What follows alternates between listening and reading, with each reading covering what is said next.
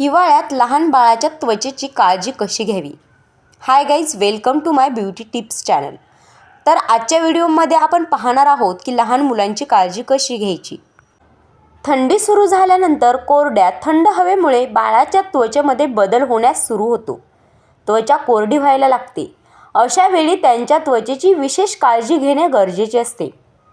बाळांची त्वचा ही प्रौढांपेक्षा अधिक नाजूक असते आणि संवेदनशील असते, ज्यामुळे त्यांच्या त्वचेतील ओलावा कमी होण्याची शक्यता अधिक असते.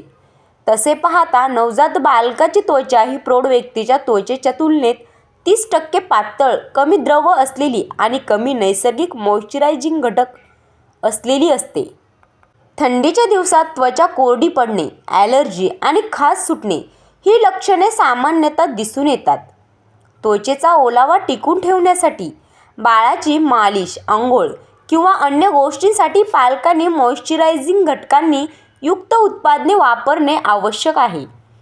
ई जीवनसत्व, B5 जीवनसत्व, प्रथिने आणि तांदळाचा अर्क अशा प्रकारच्या घटकांमुळे बाळाच्या त्वचेला सखोलरित्या पोषण मिळू शकते व त्यामुळे बाळाची त्वचा सौम्य होण्यास मदत होऊ शकते.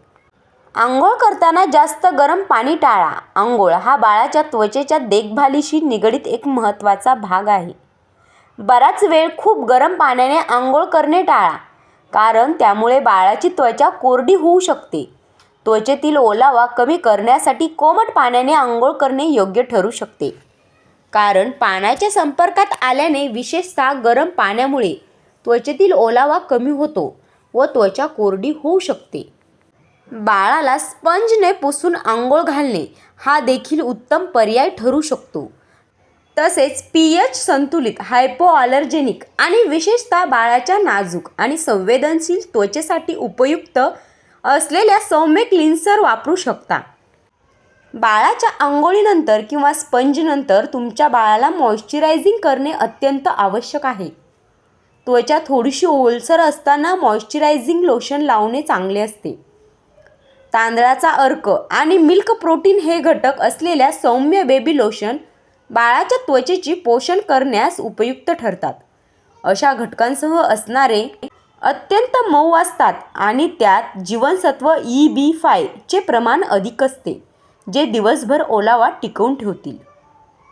मित्रमैत्रिणींनो, बाळाच्या शरीरासाठी लोशन आणि चेहऱ्यासाठी क्रीम वापरणे खूप महत्त्वाचे आहे. थंड वातावरणात बाळाचे गाल लगेचच कोरडे पडू शकतात. क्रीम लावताना गोलाकार पद्धतीने लावा. बाळाचा चेहरा सतत थंड हवा, वाऱ्याच्या संपर्कात असतो, म्हणून बाळाला बाहेर नेण्याआधी व बाहेरून आल्यानंतर त्याला क्रीम लावणे गरजेचे ठरते. डायपरमुळे येणाऱ्या रॅशबाबत काळजी. थंडीच्या दिवसात बाळाला आपण अतिरिक्त कपडे घालतो आणि वारंवार डायपर बदलणे थोडे कठीण जाते.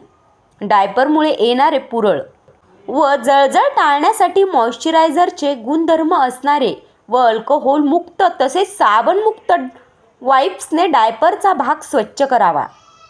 वेट डायपर्स नियमित अंतराने बदलले पाहिजे, कारण यामुळे संक्रमण होऊ शकते किंवा पुरळ उठू शकतात. मित्रमैत्रिणींनो, असे सुंदर व्हिडिओ पाहण्यासाठी, तुमच्या बाळाची केअर करणारे व्हिडिओ पाहण्यासाठी किंवा अशा प्रकारच्या अनेक ब्युटी टिप्स ऐकण्यासाठी आपल्या ब्युटी टिप्स चॅनलला नक्की सबस्क्राईब करा व आजचा व्हिडिओ आवडला असेल तर लाईक जरूर करा. आणि असंच तुमच्या मित्रांना किंवा ज्यांना लहान बाळ आहे त्यांना ही माहिती पोहोचवण्यासाठी शेअर नक्की करा. धन्यवाद.